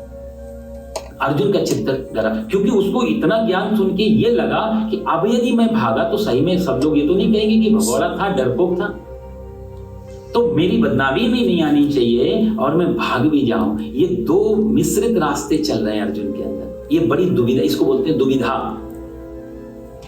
युद्ध जो मुझे नहीं करना है, पर उसको मैं नहीं करना स्वीकार भी नहीं कर सकता, उसके लिए मैं आपसे परमिशन चाहता हूं कि कोई मेरे को बता दे कि मैं ये नहीं करूं, जिससे कम से कम जिम्मेदारी मेरी ना रहे कि मैंने नहीं किया। ये अर्जुन चाहता था। आत्मज्ञान की इसकी कोई जिज्ञासा नहीं थी, भागने की जिज्ञासा थी। इसलिए वो कहता है कि व्यामी श्रेणेम वाक्येन, आप मेरे को ये मोह जैसी बातें कर रहे हैं। और दूसरा, भगवान ने यहां जो तदेकम वद निश्चित, यहां जो भगवान से कह रहा है वो कि एक निश्चित बात बताओ। ये जो तर्क दे रहा है, एक चीज और भी होती, ज्ञानी के पास तर्क भी नहीं। जैसे मैंने कहा प्रश्न नहीं होते, तर्क ही एक प्रश्न का रूप लेता है। अर्जुन के पास प्रश्न है, अर्जुन ज्ञानी नहीं हुआ, सांख्य का कोई उस पर असर नहीं हुआ। आमतौर से भी ज्ञानी के पास तर्क नहीं, ज्ञानी के पास में प्रश्न नहीं। एक किसी बहुत बड़े विचारक ने कहा था कि पशु में और आदमी में एक फर्क है, पशु के पास भी कोई तर्क नहीं होता, कोई तर्क, जैसे जी रहा है वैसे जीता रहता है। आदमी के पास तर्क होता है, और वो तर्क का कोई ये नहीं तर्क इसलिए कि उसका सदुपयोग होता है। तर्क से दो चीज, या तो अपने को जिताना या दूसरे को हराना। इस अर्थ में विचारक कहता है कि आदमी पशु जो है आदमी से ज्यादा श्रेष्ठ है। कम से कम तर्क तो नहीं करता कोई, एक आदमी तेल बेच रहा था, मुझे कहानी याद आती। तो वो अंदर बाहर उसकी दुकान लगी थी, वहाँ तेल रखा हुआ था और भीतर कोलू लगा के रखा हुआ था, जिसमें वो कोलू होता था, पुराने जमाने के लोग जानते हैं, उसमें डाल दो, बैल घूमते रहते हैं चारों ओर। तो एक आदमी आया तेल खरीदने के लिए, तो तेल लेते समय उसने बोला कि अंदर कोलू चल रहा है, अंदर कितने लोग हैं आपके पास? नौकर बोला मैं अकेला ही हूँ, दुकान भी संभालता हूँ, कोलू भी चलाता हूँ। तो उसने बोला भीतर कोई देखने वाला ने? बोला नहीं। बोला बैल यदि घूमते घूमते रुक गए तो उसने बोला नहीं, रुकते नहीं, मैंने उनको आंख में पट्टी बांध दी उनकी। तो आदमी बोला आंख में पट्टी बांध दी है तो आप हट गए वहां से और रुक गए, तो आपको कैसे मालूम पड़ेगा कि आप नहीं हो वहां पे? तो बोला मैंने उनके गले में घंटी भी बांध दी है। तो आदमी बोला कि फिर भी तर्क वाला तार्किक आदमी, तो मैंने कहा ना वो जब तक उसके मन की बात नहीं कहो। तो वो कहने लगा ये भी कोई बात नहीं हुई, आंख में पट्टी भी है, गले में घंटी भी है, आपको जब घंटी बजना यदि रुक जाएंगे तो घंटी बजना बंद हो जाएगी। लेकिन ऐसा भी तो हो सकता है कि एक जगह खड़े खड़े बैल गर्दन हिलाता रहे, घंटी तो बजती रहेगी, तो आपको कैसे मालूम पड़ेगा? तो दुकानदार ने कहा महाराज वो बैल है, आपकी तरह तार्किक नहीं। तर्क में या तो अपने मन की बात हो या सामने वाले को हराने की जिज्ञासा हो, यही अर्जुन कर रहा था। व्यामी श्रेणीम वाक्य, आप दोनों बातें मिली जुली सी कैसी कर सकते? आप मेरी बुद्धि को मोह में डाल रहे, होना तो ये चाहिए मुझे निकालना। तो अर्जुन भगवान पे प्रश्न चिन्ह, उनके ज्ञान पे प्रश्न चिन्ह लगा। तो अर्जुन दूसरी इसमें एक दो चीजें और समझने की हैं। ये जो तीसरा अध्याय है जहां से शुरू हो रहा है, इसका नाम कर्म योग है। ज्यादातर लोगों ने, ये 3 धाराएं वैसे निकलेंगी गीता से। पहला सांख्य योग, जिसको ज्ञान योग भी बोलते हैं, यहां से अध्याय शुरू हो रहा है कर्म योग, कर्म की धारा निकलेगी। और तीसरा धारा शुरू होगी 12वें अध्याय से, जिसकी भूमिका 8वें अध्याय से बननी चालू हो जाएगी। जैसे भगवान ने दूसरे अध्याय के लास्ट के श्लोक में धीरे धीरे भूमिका बनाना चालू कर दिया था, कर्म का महत्व देना, अभी कर्म को टच नहीं किया लेकिन महत्व देना चालू कर दिया। ऐसे भगवान 8वें 7वें अध्याय से लगभग शुरू कर देंगे। 9वें 10वें 11वें अध्याय में भगवान विभूति, विश्वरूप दर्शन ये सब दिखा करके और सीधा अर्जुन को डाउन करेंगे भक्ति योग में। तो 12वां अध्याय से भक्ति योग चालू हो जाएगा। तो गीता में 3 रास्ते निकल के आते हैं, ज्ञान योग, कर्म योग और भक्ति योग। भक्ति का जो संबंध है वो कर्म से भी है और ज्ञान से भी है। भागवत में ये कथा पहले महात्म्य में ही आएगी, बहुत अच्छा है। तरह सूत जी महाराज बताएंगे कि जो ज्ञान है यदि वो बिना भक्ति के है तो पंगु बना देता है। पंगु मतलब लंगड़ा होता है, पूर्ण रूप से चल नहीं सकता। और ज्ञान यदि बिना कर्म, यदि बिना भक्ति के है, यदि भक्ति के अंदर कर्म नहीं है, पता लगा सिर्फ भगवान में डूबे हैं, गृहस्थी पूरी रखी हुई है सब कुछ, और आप भक्ति में डूबे हैं, तो वो भक्ति भी पकेगी नहीं। भक्ति और कर्म जो जिम्मेदारियां हैं वो साथ साथ चलें। तो भक्ति का जो प्रभाव है वो दोनों पे बराबर पड़ता है। तो भक्ति तो दोनों की, कहा जाए तो ज्ञान और कर्म ये 2 पल्ले हो गए और भक्ति बीच में कांटे के रूप में होती है। भक्ति दोनों को बैलेंस कर रही है। तो इसलिए भक्ति का तो इन दोनों से ही लेना देना है, दोनों से लेना देना नहीं है। शंकराचार्य जी शुद्ध ज्ञान मार्गी हैं, लेकिन उनसे कहीं भक्ति नहीं, बिल्कुल बहुत भक्ति, तभी तो विनम्रता है। पूजा भी करते हैं, मंदिर भी बनाए, हमारे 4 धाम 4 मठ उनके हाथ के बने हुए। भक्ति नहीं होती तो मूर्ति पूजा नहीं करते वो, क्योंकि ज्ञान में तो मूर्ति नहीं रह जाती, ज्ञान में कोई ऑब्जेक्ट ही नहीं रहता। तुम और मैं सब ब्रह्मविद्य ब्रह्मई भवति, सब कुछ ही। तो उन्होंने यदि अपने से विग्रह भी माना, द्वैतवाद को भी, द्वैतवाद, अद्वैतवाद, विशिष्टाद्वैतवाद, सारे तो शंकराचार्य जी से निकल के आए। तो ज्ञान भक्ति वैराग्य तीनों का समन्वय है शंकराचार्य जी में। तो भक्ति जो है दोनों पे प्रभाव छोड़ती। तो मुख्य 2 धाराएं निकलती, ज्ञान मार्ग और कर्म मार्ग, ये 2 हैं। जैसे हमारे बाल गंगाधर तिलक हुए, उनकी जो गीता है यदि आप पढ़ेंगे तो उन्होंने पूरी गीता से सिर्फ कर्म निकाल दिया, इसलिए उनकी गीता के टीका का नाम है कर्मयोग। उन्होंने सिर्फ और सिर्फ पूरी गीता पे कर्म लाके थोप दिया कि गीता में सिर्फ कर्म के बारे में बात। अक्सर गीता के साथ ये भी कई बार, मैं नहीं कहूंगा अन्याय किया, अपना पॉइंट ऑफ व्यू था इन महापुरुषों का, लेकिन इतना मैं आपको बताऊं, तटस्थ होकर के लिबरल यदि गीता के साथ रहें तो गीता ना तो ज्ञान मार्गी है पूर्ण, न कर्म मार्गी है, या पूर्ण ज्ञान मार्गी है पूर्ण कर्म, वो किसी एक का समर्थन नहीं करती। हाँ, ये जरूर है कि गीता जब जिसकी बात कर रही, भगवान जब दूसरे अध्याय में बात कर रहे हैं तो वो कर्म को निकृष्ट बता रहे हैं। एक जगह उन्होंने कर्म को बोला है, मेरे को श्लोक याद नहीं आ रहा है, उन्होंने कहा कि कर्म तुच्छ है कहीं पे, ज्ञान श्रेष्ठ है। इसका अर्थ जो है जब शंकर जी की गीता पढ़ेंगे या फिर मधुसूदन शास्त्री की गीता पढ़ेंगे या फिर जो भी ज्ञान मार्गी लोगों ने गीता पे टीका लिखी है तो तुरंत उसी श्लोक को प्रमाण मान के चलते। देखो भगवान कहते हैं कि कर्म तो निकृष्ट है, ज्ञान ही श्रेष्ठ है। ऐसा नहीं था। भगवान श्री कृष्ण की अंदर विशेषता ये है गीता बोलते समय, और खास जब भी वो अपने जीवन में जिए हैं, बहुत ऑथेंटिक जिए हैं। वो जब भी जिसके साथ हैं पूर्ण रूप से हैं। उनका ये नहीं था कि आपको रिझाने के लिए वो बात करें। जब वो ज्ञान की बात बोलते हैं तो वो सिर्फ ज्ञान की बात बोलते हैं कि ज्ञान ही श्रेष्ठ है, यही अल्टीमेट है। फिर कर्म कोई धर्म कोई भी बात नहीं पकड़ेंगे। अक्सर सुनने वालों की लगा बाकी बेकार हो गया। अभी भगवान जब कर्म की बात शुरू करेंगे तो ज्ञान को एकदम साइड कर देंगे, ज्ञान की एक बात भी नहीं लेंगे, फिर कर्म को श्रेष्ठ कर देंगे। ये सुप्रीम यही है। इससे खासियत ये है कि ये जब भी जो बोलते हैं वो पूर्ण रूप से बोलते हैं। अक्सर दिक्कत ये हुई कि जब भी हमने कह दिया सब ठीक है, कर्म भी ठीक है, धर्म भी ठीक है, ज्ञान भी ठीक है, ये भी ठीक है, ईश्वर अल्लाह तेरो नाम, कहीं नहीं पहुंच पाए। फिर बोलो ईश्वर को सारा मिश्रण खिचड़ी बना दिया। एक अमेरिका में भी 1875 में एक धर्म आया, थियोसॉफी नाम का, आप लोगों ने शायद सुना हो उसके बारे में। उनका यही प्रमाण, सब ठीक है, सारे ठीक है, सब बराबर। आप देखो थियोसॉफी को मानने वाले मुट्ठी भर भी नहीं बचे। एक चौराहे पे आदमी खड़ा हो जाए, पूछे भाई समंदर जाना कौन सा रास्ता है, और आपसे कोई एक आदमी वहां कहे कि साहब इस रास्ते भी जा सकते, इधर भी, 99% मौके पे आप कहीं नहीं जाएंगे। जब हम कहीं भले ही चारों रास्ते जा रहे हों, लेकिन आप कहोगे ये कंफ्यूज है या बताना नहीं चाहता या इसको मालूम नहीं है। जब आदमी ने कह दिया कि चारों रास्ते ठीक हैं, तो हम दूसरे आदमी का वेट करेंगे कि उससे और डबल कंफर्म कर लें।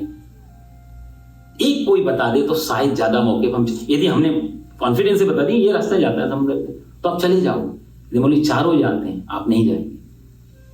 तो जितने भी दुनिया में मानने वाले, इसी धर्म की लड़ाई, ये जो व्यक्तियों का विरोध है, ये शास्त्रों का विरोध नहीं है। कोई भी दुनिया का शास्त्र वो विरोध में नहीं है, व्यक्तियों का विरोध है सारा, जो मान के चलते ये ठीक है। इसलिए लोगों में ये जो कट्टरता आ रही है, इसी कर रही मैं ठीक हूं। शास्त्रों का विरोध जो है वो व्यक्ति को विरोध ही शास्त्रों का विरोध जैसा लगता है। शास्त्रों में कोई विरोध नहीं। भगवान श्री कृष्ण जब जिसकी बात करते हैं उसको सुप्रीम बना, क्योंकि जब तक सुप्रीम बना के बात नहीं करेंगे तब तक ये इंप्रेस नहीं होगा, इस पे कुछ जाएगा नहीं। लेकिन जैसे ही वो तीसरे अध्याय में भी प्रवेश करेंगे, तुरंत कर्म को और ज्ञान को छोड़ देंगे भगवान एकदम से। जैसे अभी बात ही नहीं हुई, अब तू सब भूल जाओ, वो सब छोड़, अब तो सिर्फ कर्म पे ध्यान दे। ये गीता की बहुत बड़ी विशेषता है। तिलक ने सब गीता ले ली, गांधी ने भक्ति निकाल ली, इसमें भक्ति थोप दी, तिलक ने कर्म थोप दिया, विनोबा ने पूरा विनोबा भावे का विधि पढ़ो तो सारा का सारा ज्ञान थोप दिया गीता में, कुछ भी नहीं सिया ज्ञान के अलावा। उन्होंने कर्मयोग को भी ज्ञान में ले लिया, भक्ति योग को भी ज्ञान में। गीता तीनों की बात करती है। कारण क्या है कि अगले में जब भगवान उत्तर देंगे तो ये कहते हैं लोकेस्मिन् दुविधा निष्ठा। आप श्लोक ही ले लो, फिर आगे चर्चा करेंगे। तीसरा श्लोक। श्री भगवान उवाच लोकेस्मिन् द्विविधा निष्ठा पुरा प्रोक्ता मया नघ ज्ञानयोगेन सांख्यानां कर्मयोगेन योगिनां। यहाँ भगवान अर्जुन ने जब ये पूछा कि मेरे को आप ज्ञान को श्रेष्ठ मानते हैं तो मुझे कर्म में क्यों लगाते हैं, तो दो चीजें अर्जुन ने यहाँ रखी हैं, ज्ञान और कर्म। ज्ञान श्रेष्ठ है कि कर्म श्रेष्ठ है? यदि आप मेरे को जिसमें लगा रहे हो वो कर्म श्रेष्ठ है, या जो आपने मेरे को अभी तक सुनाया वो ज्ञान श्रेष्ठ है? अक्सर हम लोगों के भी ये प्रश्न हो जाते हैं जीवन में, कहीं पूछे या ना पूछे। कभी हम वेदांत पढ़ने बैठ जाते हैं, कभी हम ध्यान करने बैठ जाते हैं, तो ध्यान करते समय और कोई आदमी भगवान की आध्यात्मिक सेवा कर रहा है, शारीरिक सेवा कर रहा है, वो भक्ति का आ गया, उसमें कर्म है, और एक आदमी ध्यान में बैठा, इन दोनों में कौन श्रेष्ठ है? एक आदमी यहाँ छोड़ के जंगल में चला गया अपना कल्याण करने के मन को लगाए हुए, और एक आदमी शुद्ध संसार में बैठे हुए, दुकान पे बैठे हुए भगवान का भजन भी कर रहा है, ग्राहक के साथ कोई बेईमानी नहीं कर रहा है, तो ये दोनों में कौन श्रेष्ठ, अक्सर प्रश्न आएगा। तीसरा आदमी को लगेगा कि दुकान वाला या, और झुक ये रहा है दुकान वाला उस ज्ञानी के आगे, तो फिर श्रेष्ठ कौन है? भगवान के हिसाब से ये बिल्कुल ही अलग हो। हम लोगों के उत्तर में तो ये हो जाएगा, वो पहाड़ का ज्ञानी श्रेष्ठ हो सकता है श्री कृष्ण भगवान के साथ। वो तीसरा अध्याय बोलेंगे तो इसको उतना ही पैरेलल रखेंगे जो हिमालय पे बैठा हुआ साधक है, दोनों इस अभियान पे। तो इसमें भगवान कहते हैं लोकेस्मिन् दुविधा निष्ठा। अर्जुन ने पूछा जब ये दो चीजों के बारे में, तो भगवान ने भी उसी दो के बारे में बताया, लोकेस्मिन् दुविधा निष्ठा। हे अर्जुन, इस लोक में मनुष्य लोग दो प्रकार से, दुविधा निष्ठा, दो प्रकार की निष्ठा है, यानी दो प्रकार के रास्ते हैं, दो प्रकार के मार्ग हैं। मया प्रोक्ता, मया पुरा प्रोक्ता, मेरे द्वारा पहले कहे हुए, पहले से मेरे कहे हुए। सांख्यानाम या ज्ञान योगेन, जो सांख्य मार्ग है, जो ज्ञान का मार्ग है, वो सांख्य योगियों के लिए, और योगिनाम कर्म योगेन, और जो कर्म मार्ग है वो कर्म योगियों के लिए।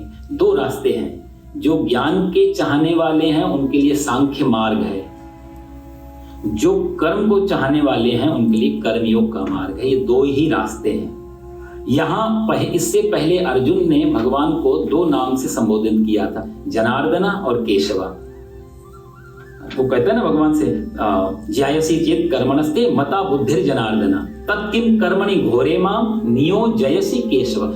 जनार्दन का अर्थ होता है जनान अर्दन इति जनार्दन। जनान का होता है कि जनान मतलब माया, अर्दन मतलब खत्म करने वाले, जो माया को काटने वाले हैं, जो मोह को काटने वाले हैं, उसको बोलते हैं जनार्दन।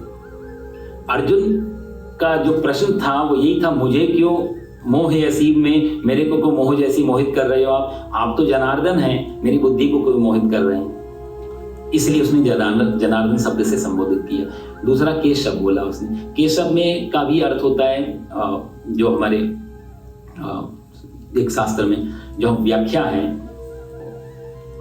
तो नाम मैं भूल रहा हूं, तो उन्होंने केशव का अर्थ किया, का मतलब होता है ब्रह्मा, और वेदांत में भी का अक्षर जो है ब्रह्मवाची है, ब्रह्मा को। श मतलब शिव और व मतलब विष्णु। तो ब्रह्मा विष्णु महेश तीनों के जो समन्वित हैं, तो कहते हैं आप ही ब्रह्मा के रूप में सृष्टि को उत्पन्न कर रहे हैं, विष्णु के रूप में पालन कर रहे हैं, शिव के रूप में आप उसका लय कर रहे हैं, आप ही तीनों के कारण हैं, तो मेरे को क्यों फंसा रहे हो आप।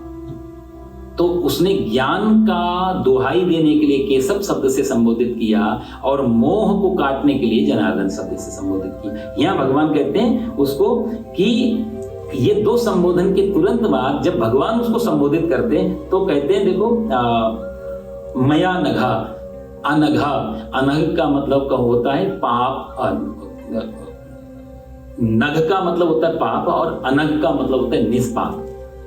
यहाँ अर्जुन को भगवान निष्पाप संबोधित करते हैं। जहां कोई पापी चित्त जितना होगा उतना डमाडोल होगा, ये खासियत है शास्त्र। जो जितना चित्त में पाप होंगे उतना चित्त अनिश्चित होगा, बहुत ज्यादा डरा हुआ होगा, बहुत डमाडोल होगा।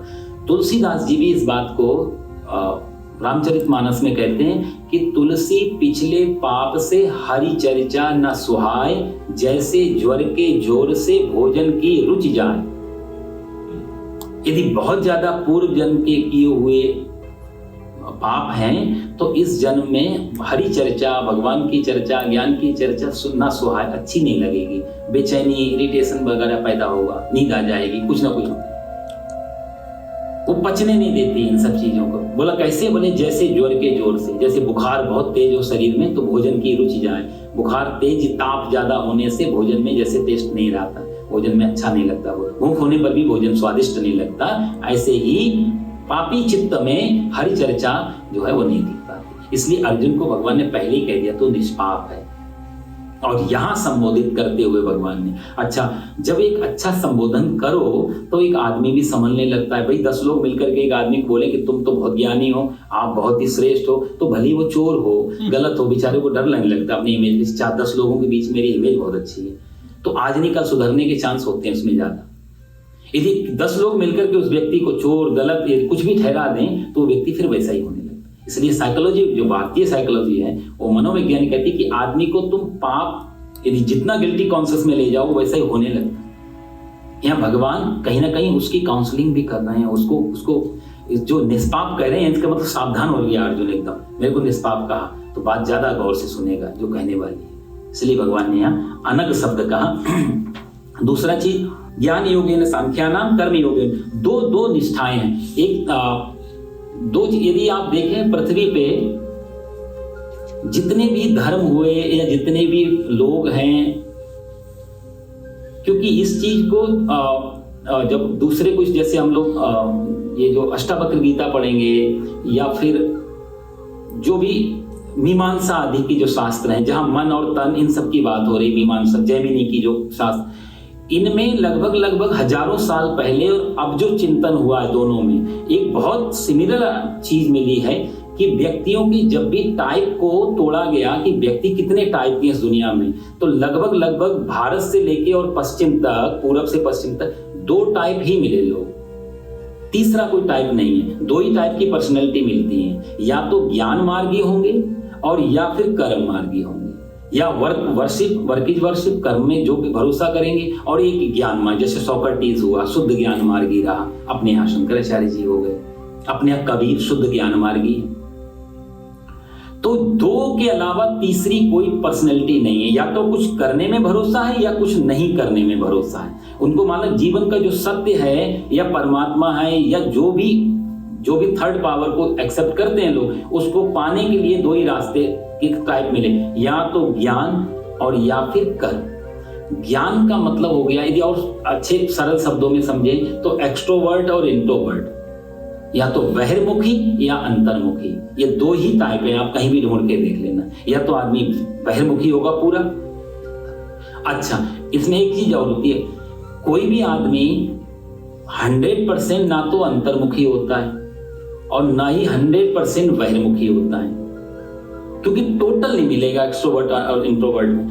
क्योंकि शास्त्र कहते हैं और प्रैक्टिकल भी है, यदि शुद्ध रूप से अंतर्मुखी कोई व्यक्ति जब भी हो जाता है वो जी नहीं पाएगा, मर जाएगा तुरंत, और शुद्ध रूप से बहिर्मुखी कोई हो जाएगा तो भी नहीं जी पाएगा, मर जाएगा।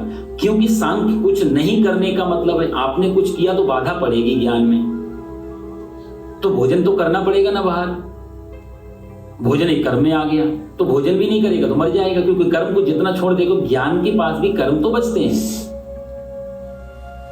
लेकिन टाइप यह है कि 100 में कोई 70%, 80%, 90% तक इंट्रोवर्ट हो सकता है। मान लिया किसी ने भोजन भी करना है तो बहुत कम भोजन करेगा, दिन में एक बार भोजन लेगा, सिर्फ जीने, वो कहावत है ना कि हम सिर्फ जीने के लिए खाते हैं ना कि खाने के लिए जीते हैं।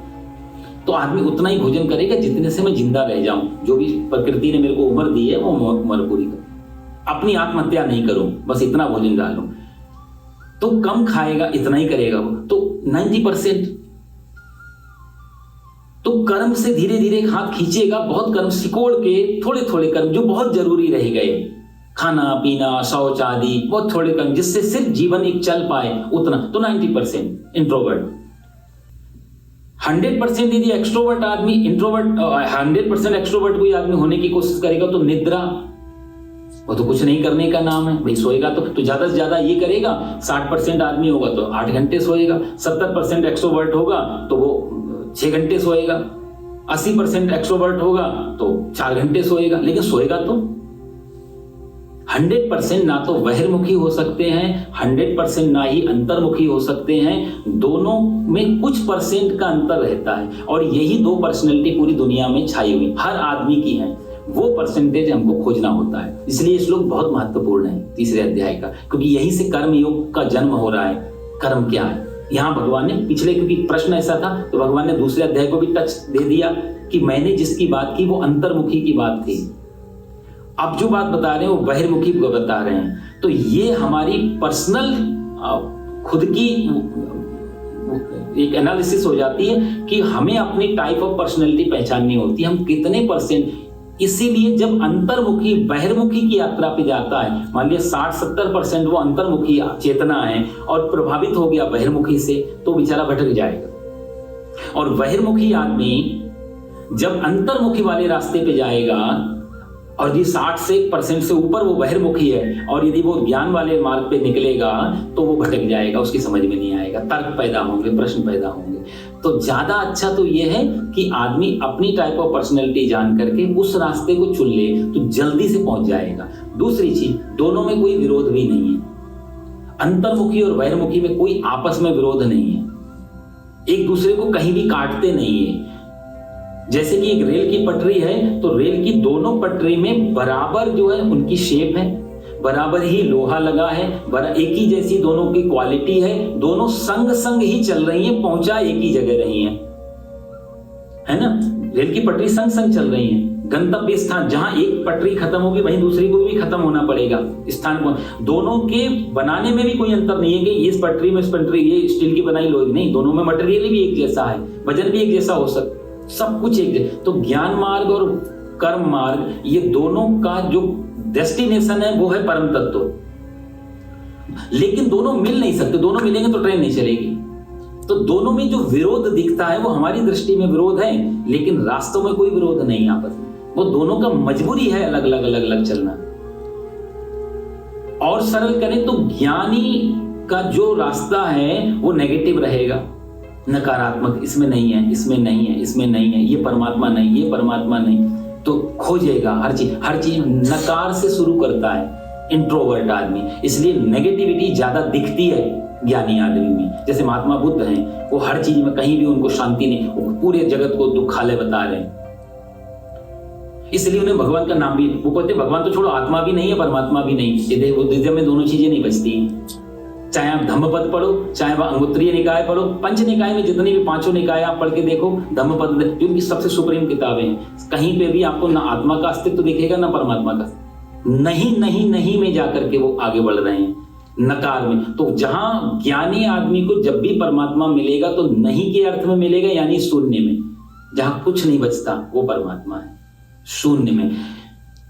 एक्सट्रोवर्ट आदमी को सब में परमात्मा दिखेगा, जो हम लोग बोलते हैं ना कंकड़ में शंकर, तो वही उसको देखेगा, कण कण में, क्षण क्षण में परमात्मा है। तो ये आदमी जब भी पहुंचेगा, तुम भी परमात्मा, हम भी परमात्मा, ये भी परमात्मा, वो भी परमात्मा, सब में परमात्मा, तो ये इसकी यात्रा जब समाप्त होगी तो जो अंत में मिलेगा वो पूर्ण, सब मिला दिया, सब मिक्स कर दिया, तो पूर्ण जो है वही परमात्मा है। तो एक्सट्रोवर्ट को जब भी मिला है तो पूर्ण में परमात्मा दिखा है, जो हम बोलते हैं पूर्णमदः पूर्णमिदं पूर्णात् पूर्णमुदच्यते, पूर्ण से पूर्ण निकाल भी लो तो भी पीछे पूर्ण ही बचता है। ये एक्सट्रोवर्ट का मार्ग है, बहिर्मुखी का।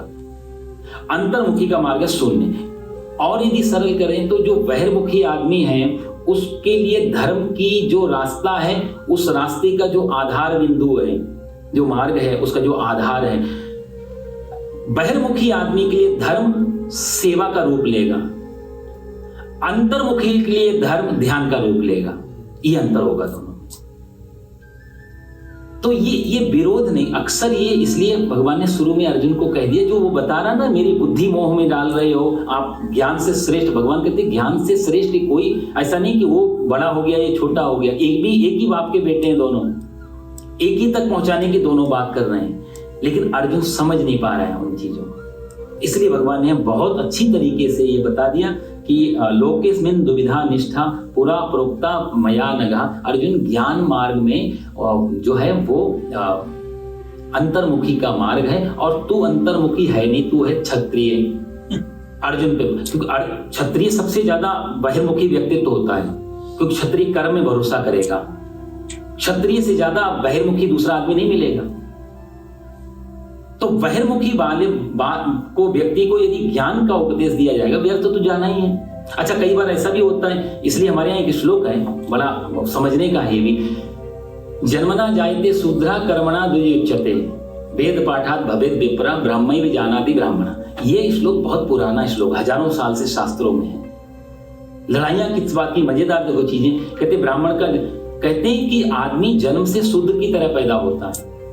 कोई भी आदमी का जब जन्म होता है, जब ब्राह्मण के घर में बच्चा पैदा हो और चाहे क्षत्रिय के घर में बच्चा पैदा, शुद्ध, उसके घर में सूतक पातक तो लगता है। यह ब्राह्मण भी तो पूजा पाठ रोक देता है जिस दिन बच्चा पैदा हो, चाहे मरे जाए, तो सूतक पातक दोष ब्राह्मण के घर में भी लगते हैं, सूतक पातक दोष क्षत्रिय वैश्य और शूद्र के घर में भी लगते हैं। तो इसके मतलब जन्म से तो हर जन्मना जायते शूद्र, जन्म से तो हर आदमी शूद्र की करे, हाँ कर्म से वो बनता है। यहां पर भगवान ने इस श्लोक में उत्तर उसका कितना गहरा निकल के आता है।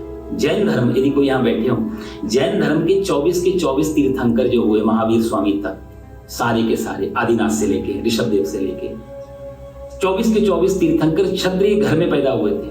उनके पिताजी शुद्ध क्षत्रिय थे, लेकिन सबका भाव 24 के पिता क्षत्रिय, राजा के बेटे, क्षत्रिय ही नहीं सिर्फ आम सैनिक हो, राजा के बेटे हैं 24 के 24।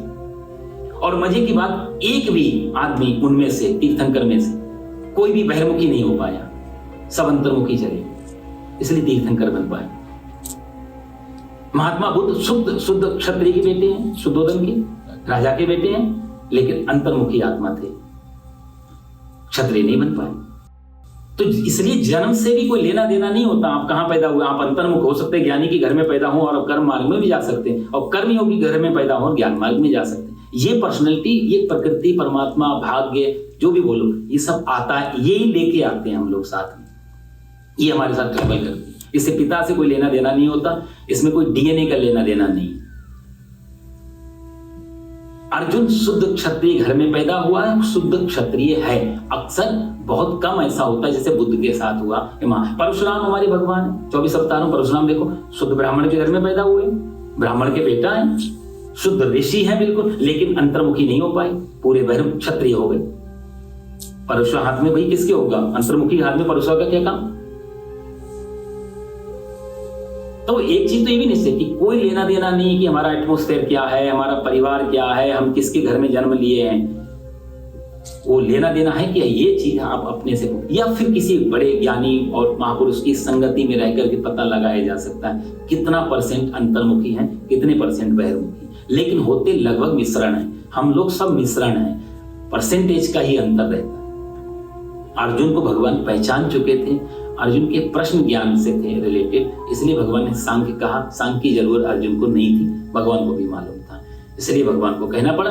जब अर्जुन ने यह प्रश्न किया तो भगवान ने यह भी कह दिया कि मैंने तेरे को ज्ञान को या कर्म को श्रेष्ठ नहीं बता रहा था, ये 2 टाइप की चीजें थी, 2 तरह के लोग थे। तो ज्ञान मार्गी व्यक्ति ज्ञान से संबंधित प्रश्न उठाता है, तू है बहिर्मुखी पर तू प्रश्न अंतर्मुखी के उठा रहा था, इसलिए मैंने तेरे को ज्ञान दे दिया। तू है बहिर्मुखी, तू है क्षत्रिय, बात तू ज्ञानियों की कर रहा था, इसलिए तुझे सांख्य सुना दिया।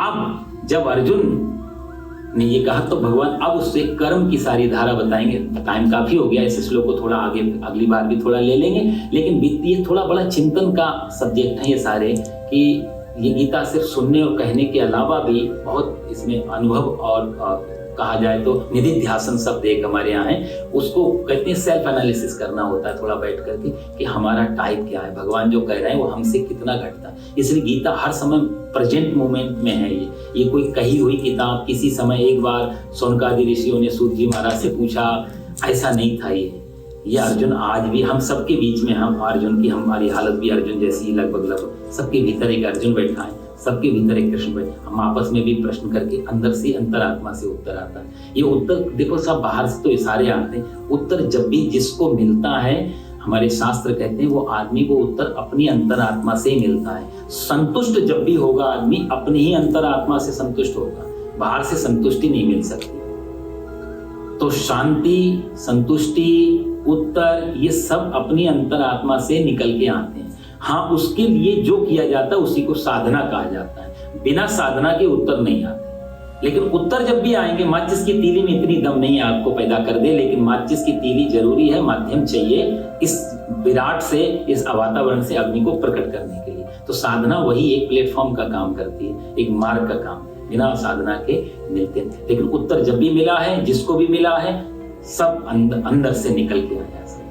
और इसकी बहुत अच्छी चर्चाएं होंगी अगली कर्म योग। हम कहा जाए तो हम सब लोगों के लिए जो भी सांसारिक जीवन जी रहे हैं, उन सब के लिए अध्याय बहुत महत्वपूर्ण शुरू हो जाएंगे। अब से लेके 17वें अध्याय तक, 18वें में फिर भगवान ज्ञान को फिर से वापस समरी पूरा ले लेंगे गीता को एक साथ में, लेकिन 17वें अध्याय तक बहुत अच्छा चलेगा। 2 प्रकार की निष्ठा भगवान ने बताई। आगे भगवान कहेंगे, यहाँ बताए लोकेश में दुविधा निष्ठा, आगे भगवान कहेंगे चातुर्वर्ण्यम मया सृष्टम। फिर चतुर्भक्ता, 4 प्रकार के भक्त होते हैं। आर्तो जिज्ञासुरर्थार्थी। 17वें अध्याय में भगवान कहेंगे त्रिविधा भवती श्रद्धा, 2 प्रकार की निष्ठा, 4 प्रकार के भक्त और 3 प्रकार की श्रद्धा होती है।